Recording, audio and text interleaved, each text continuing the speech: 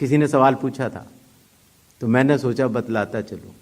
बिना किसी सबूत के किसी भी वैलिड मतदाता का नाम नहीं कटेगा। चुनाव आयोग हर मतदाता के साथ चट्टान की तरह खड़ा हुआ है। अगर कोई सोचता है कि एक पीपीटी देकर, जो कि चुनाव आयोग के आंकड़े नहीं हैं, चुनाव आयोग ने मतदाता सूची जरूर दी है, लेकिन पीपीटी में गलत तरीके से एनालाइज करना, गलत आंकड़े देना और यह कहना कि पोलिंग ऑफिसर ने कहा है कि इस महिला ने 2 बार वोट दिया है,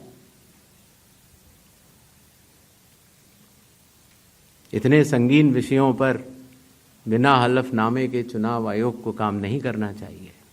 यह संविधान और कानून दोनों से विरुद्ध में होगा। और यह भी मैं आपको बतलाना चाहता हूं कि यह सवाल जो आया था ट्रस्ट, मैंने आपको पहले भी कहा था कि जहां तक मतदाताओं की बात है, हिंदुस्तान में 60% से ज्यादा वोटिंग होती है।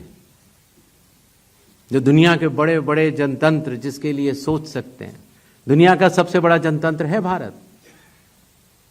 दुनिया का सबसे बड़ी मतदाता सूची हमारे पास है, लगभग 90 करोड़ से 100 करोड़ के बीच में। सबसे बड़ी मतदाता सूची, सबसे बड़े चुनाव कर्मियों की फौज, सबसे ज्यादा मतदान करने वाले लोगों की संख्या, और इन सब के समक्ष, सारे मीडिया के समक्ष यह कहना कि अगर मतदाता सूची में आपका नाम एक बार और है तो आपने 2 बार मतदान किया होगा और कानूनी अपराध किया होगा, और मेरे सारे मतदाताओं को अपराधी बनाना और चुनाव आयोग शांत रहे, संभव नहीं। हलफनामा देना होगा या देश से माफी मांगनी होगी, तीसरा विकल्प नहीं है। आपके माध्यम से मैं यह भी कहना चाहता हूं, अगर 7 दिन में हलफनामा नहीं मिला तो इसका अर्थ ये सारे आरोप निराधार हैं और हमारे मतदाताओं को यह कहना कि वो फर्जी हैं, इसके ऊपर जो भी इस बात को बोल रहा है उसको माफी मांगनी चाहिए। महाराष्ट्र में वोटर लिस्ट बढ़ी, समय रहते जब ड्राफ्ट सूची थी तो दावे और आपत्ति क्यों नहीं जमा कराए गए? जब रिजल्ट निकल आया तब याद आया कि यह गलत था, और एक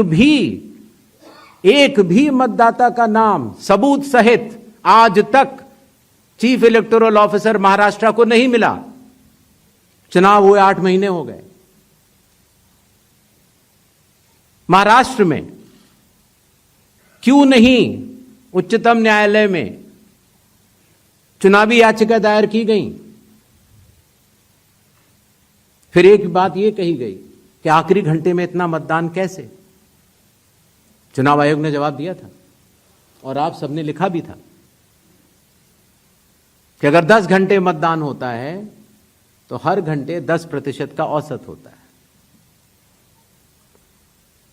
आखिरी घंटे में 10% से कम मतदान हुआ।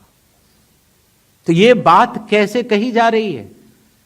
ऐसा नहीं होता कि किसी भी बात को अगर आप 10 बार बोलते रहें, 20 बार बोलते रहें तो सच हो जाए। सच सच होता है और सूरज पूरब में ही उगता है, किसी के कहने से पश्चिम में नहीं उगा करता।